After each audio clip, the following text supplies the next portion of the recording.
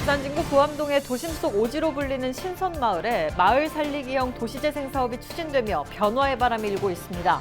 마을 공유센터와 주차장, 빈집의 변신 등이 주목받고 있습니다. 재능 있는 선수들이 축구의 기본기를 탄탄히 다지고 미래를 준비할 수 있도록 운영되는 공부하는 축구클럽 16세 이하 해운대구 FC팀에서 전국 영재 선수로 2명이 선출되며 주목받고 있습니다. 학령 인구의 감소는 지방 사립대와 전문대 경쟁률 급감으로 고스란히 이어지고 있습니다. 올해 서울 지역 대학과 지방권 대학의 수시 평균 경쟁률은 무려 3배 정도 차이가 나고 있습니다. 동의대학교에 인공지능 그랜드 ICT 연구센터가 개소했습니다. 부산 지역 산업과 인공지능의 기술력을 연결하고 우수 혁신 인재를 양성해 나갈 계획입니다.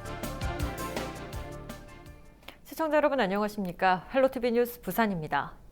도심 속 오지로 불리는 부암동 신선마을에도 변화의 바람이 불고 있습니다. 열악한 주거 환경이 개선되고 부족한 생활 인프라들이 확충되면서 마을이 변신하고 있습니다. 김한식 기자가 취재했습니다.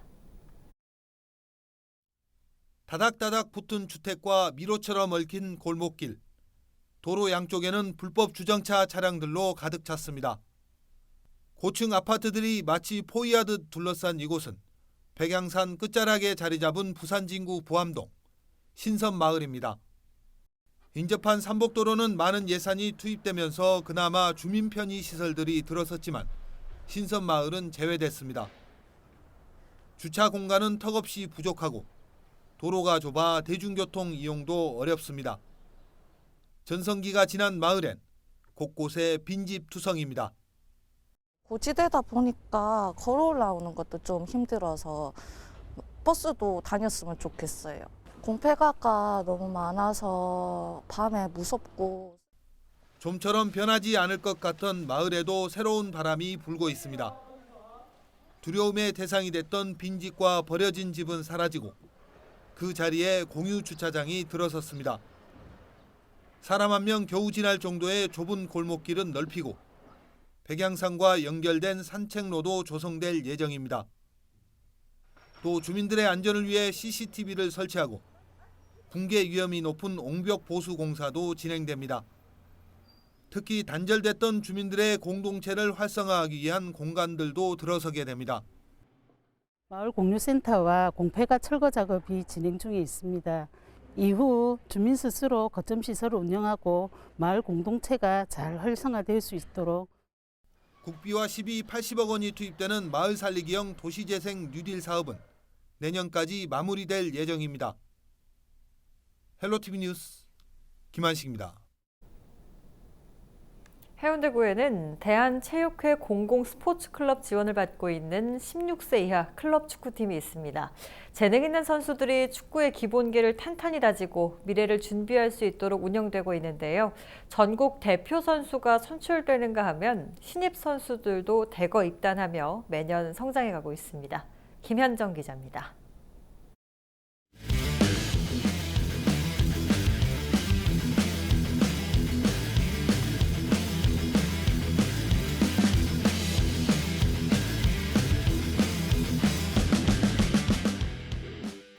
대한축구협회가 독일과 프랑스, 네덜란드 등 축구 강국의 유소년 축구 시스템을 바탕으로 운영하는 영재 축구 선수 육성 프로그램 골든에이지.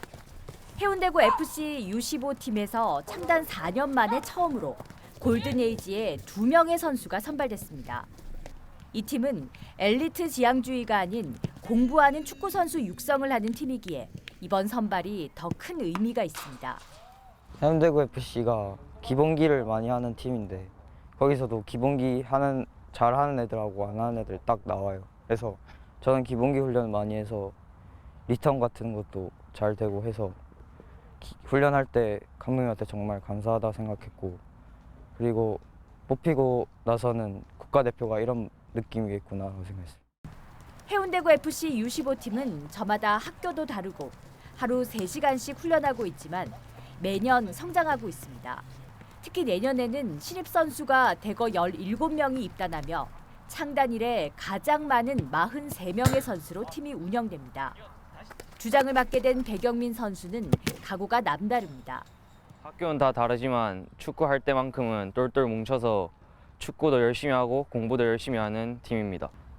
내년에 가장 많은 선수들이 들어와서 주장으로서 부담도 많이 되지만 제가 먼저 솔선수범이 되어서 주장으로서 다 함께 이끌고 더 한 발 더 뛰는 선수가 되겠습니다.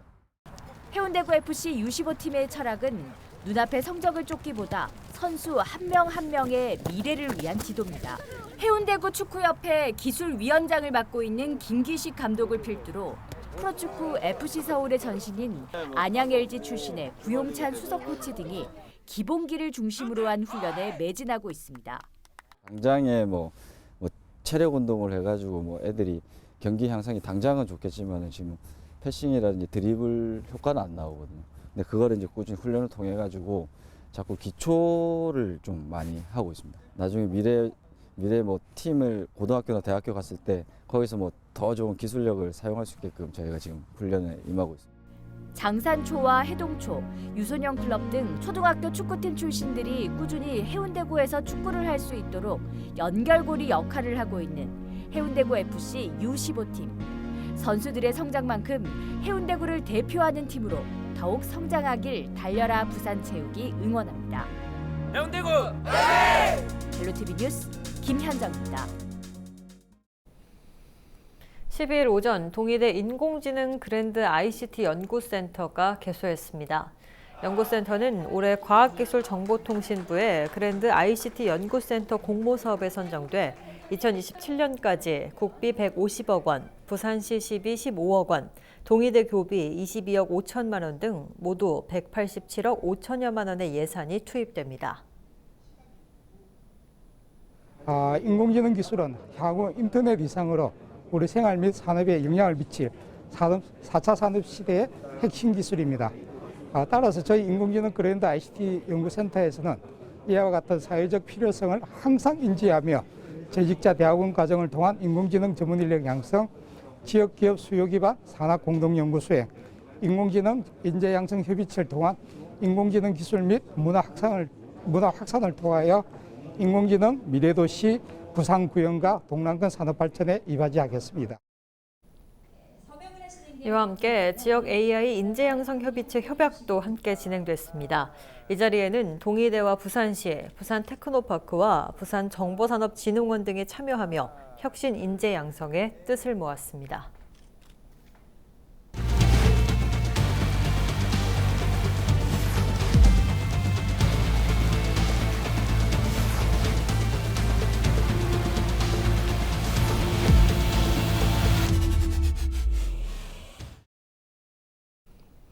학령 인구 감소로 지방대학의 위기는 이미 현실이 됐습니다. 벚꽃이 피는 순서대로 대학이 사라진다는 자조적인 목소리도 나오고 있는 실정인데요. 지방대학의 현실을 차선영 기자가 짚어봤습니다. 2020년도 부산대 모집 인원은 정치와 수시 모두 포함해서 4,509명이었습니다. 이 중 3,400여 명이 등록을 포기했는데 합격생 4명 중 3명 꼴이었습니다. 지방대학의 위기는 이미 현실이 된 모습입니다. 올해 26만 명이 지금 태어나는데 18년 후에 한 40%가 대학에 온다고 보면은 학교에 온다고 본다면은 그럼 대학 10개 중에 8개가 없어집니다. 그럼 이건 강력한 어떤 특별법 제정 없이는 안 되는 거죠. 고3 학생과 재수생, 대학 진학률 등을 종합해 추산하면 올해 대입 가능 인구는 48만여 명, 그런데 전체 대학 입학 정원은 53만여 명입니다. 대학 입학을 희망하는 모든 학생이 대학에 들어간다 해도 정원을 못 채우는 대입 역전 현상이 시작되는 것입니다. 학력 인구의 감소는 지방 사립대와 전문대 경쟁률 급감으로 고스란히 드러났습니다. 2021학년도 서울 지역 대학들의 수시 평균 경쟁률은 14.7대 1이었지만 지방권 대학의 경우 평균 경쟁률이 5.6대 1에 그쳤습니다. 수시 전형에서 수험생 한 명이 6번 지원할 수 있다는 점을 고려하면 사실상 지방권 대학의 상당수가 정원 미달을 기록한 겁니다. 수시 모집 경쟁률 6대 1 미만인 대학을 지역별로 보면 경북이 15곳, 부산 10곳, 전남이 9곳이었습니다. 이런 상황에서 지방대학들은 신입생 유치 경쟁에 사활을 건 모습입니다.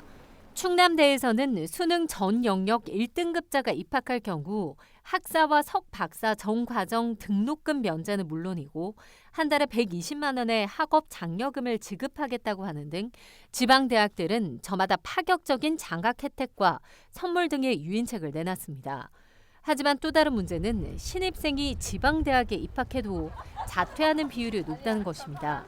최근 5년간 지방대학 자퇴생은 경북대가 2,300여 명, 부산대와 전북대가 각각 2,200여 명에 달합니다. 입시 전문가들은 자퇴생들의 대다수가 취업 등을 이유로 수도권 대학에 편입하는 것으로 분석했습니다. 학생들이 대학을 합격하고도 중도 탈락률이 점점 증가한다는 것은 취업에 대한 확신이 없기 때문에 중도 탈락률이 높아지는 것으로 보입니다.